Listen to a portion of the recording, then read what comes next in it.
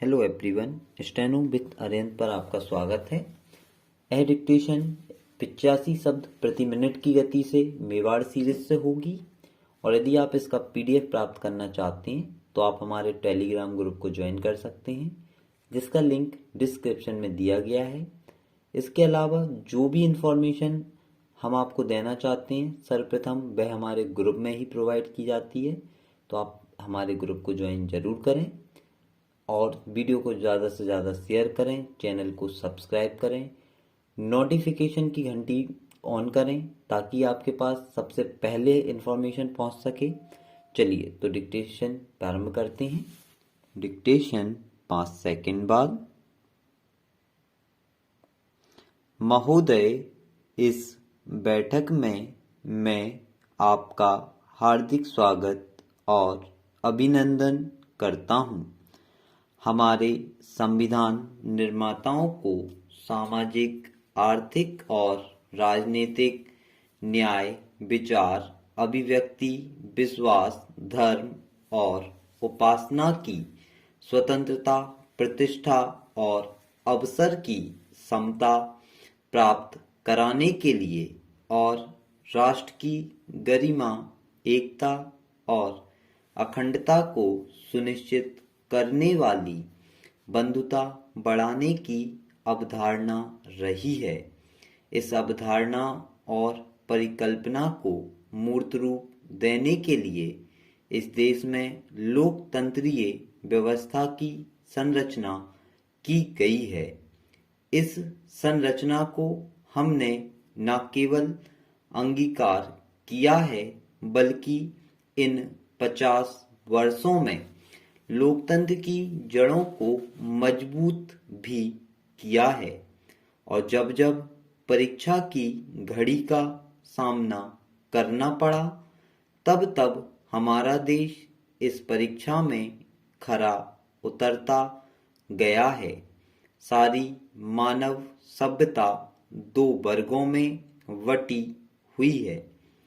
एक तो वह समूह है जिसके पास पर्याप्त मात्रा में पूंजी है और दूसरा वह समूह है जिसके पास कुछ भी नहीं है।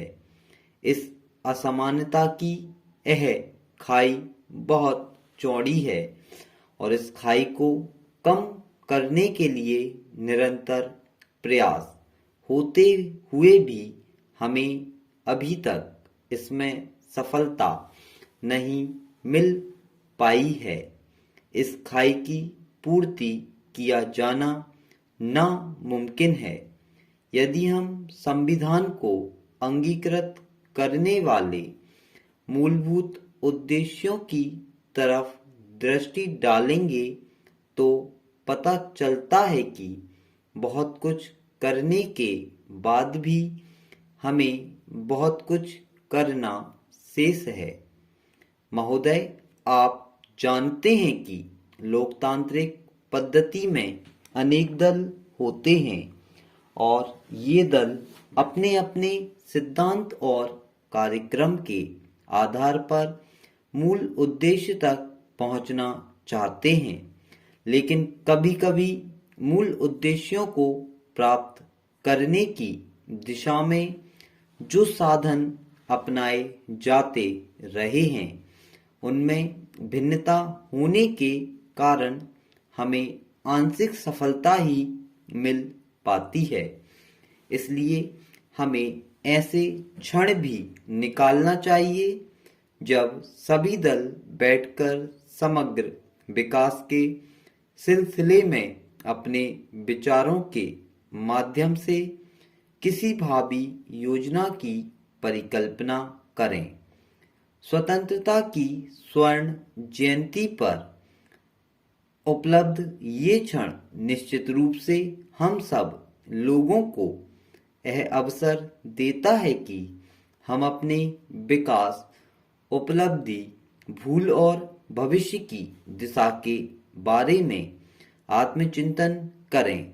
यह वह अवसर है जब हम दलीय भूमिका के ऊपर उठकर प्रदेश के समग्र विकास के लिए गहराई से विचार करें। स्पीकर साहब, भारत की आबादी 1 अरब आंकड़े कई साल पहले पार कर चुकी है। जनसंख्या के मामले में चीन के बाद दूसरा सबसे बड़ा देश हमारा है। यह बात ठीक है कि साधन सीमित हैं और जनसंख्या असीमित होती जा रही है, जिसका बुरा असर हमारे अधिकांश संसाधनों पर पड़ रहा है। जनसंख्या में हो रही वृद्धि के कारण आवास, भोजन और रोजगार से जुड़ी समस्याओं से हमारी अर्थव्यवस्था दो चार हो रही है। अंधाधुंध पेड़ काटे जा रहे हैं, पानी का गलत तरीके से दोहन हो रहा है। जिस जमीन पर किसान खेती कर रहे थे, वहां आज बहुमंजिला इमारत ही इमारत बन रही हैं, जिसके कारण हमारी भौगोलिक व्यवस्था बिगड़ रही है। हमारे देश की सबसे बड़ी विडंबना यह है कि धार्मिक राजनीति के चलते कोई भी सरकार जनसंख्या नियंत्रण नीति को प्रभावी तरीके से लागू नहीं कर पाई है। बेहतर है कि देश की चिंता करने वाले लोग जनसंख्या नियंत्रित करने के उपायों के बारे में सोचें।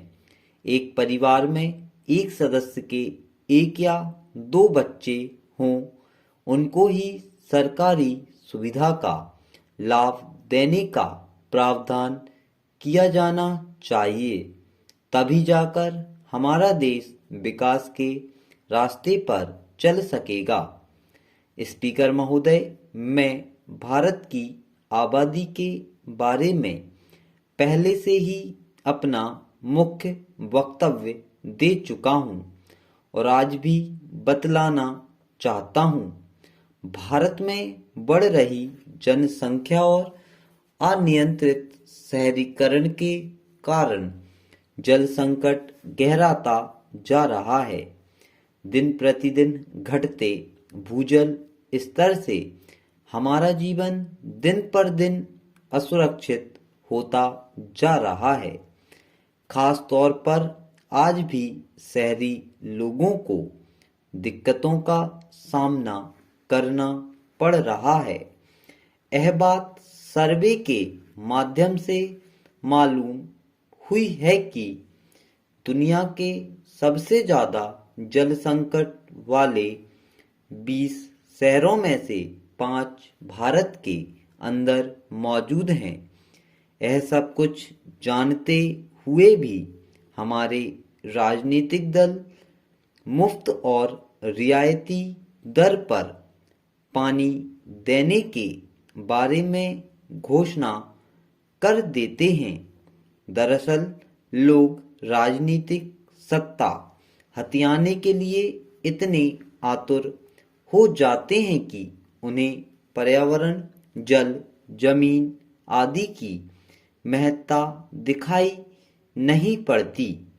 दूसरी तरफ देश में प्रति व्यक्ति जल की खपत में निरंतर हो रही वृद्धि यह चेतावनी दे रही है। फिर भी इस बात से उन्हें ज्यादा फर्क नहीं पड़ता है, जबकि जरूरी यह है कि हमें बूंद बूंद जल की अहमियत को नजरअंदाज न करके उसको संरक्षित करने का प्रयास करना चाहिए। जम्मू कश्मीर के मुख्यमंत्री फारूक अब्दुल्ला का कहना है कि उनकी सरकार की पहली प्राथमिकता यह होगी कि पाकिस्तान द्वारा आयोजित आतंकवाद के कारण घाटी में विस्थापित हिंदू भाइयों को वापस बुलाया जाएगा। 60 वर्षीय राजनीतिक शेख अब्दुल्ला ने विस्थापित हिंदू भाइयों को वापस लाने की प्रतिज्ञा कर ली है। संयुक्त मोर्चा सरकार द्वारा जम्मू कश्मीर को स्वायत्तता दिए जाने से संबंधित एक सवाल के जवाब में बतलाया कि यह सब कार्य केंद्र सरकार से होने वाली बातचीत पर निर्भर करता है। मैं फिलहाल जल्दबाजी में कोई कदम उठाना नहीं चाहूँगा। स्टॉप। यदि आपको वीडियो अच्छी लगी तो वीडियो को लाइक करें, चैनल को सब्सक्राइब करें और ज़्यादा से ज़्यादा लोगों में शेयर करें। Thank you.